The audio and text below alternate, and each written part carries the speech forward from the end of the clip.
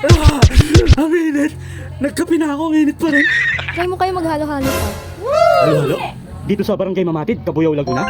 Gusto ko yan! Okay. Tara, Tom, sama ka? Ayaw mo? Bahala ka.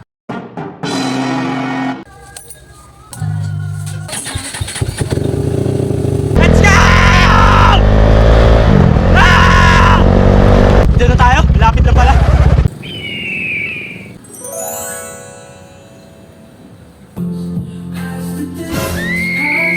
Ginagawa mo!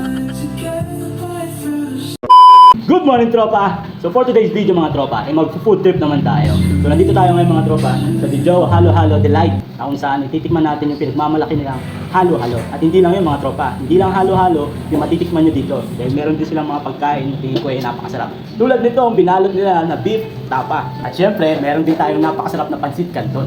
Tingnan nyo naman, presentation pa lang, matatakamba na. So dumating na rin yung halo-halo natin tropa. So ang in-order natin is avocado. So ang yellow nito tropa is crushed ice. So yung yellow niya is may flavored na rin. So doon magagaling yung flavored ng avocado. And then sana ko naman, ang in-order niya naman is ube. Look at that, tropa. Tingnan niyo na yung presentation nito. Parang ayaw namin kainin, ang ganda. Meron pa siyang mga mais, may cheese, syempre, ang ice cream. Yan ang magpapadagdag lasa at magpapadagdag ng sarap sa ating halo-halo. So ano pang inaantay natin? Tiki man na!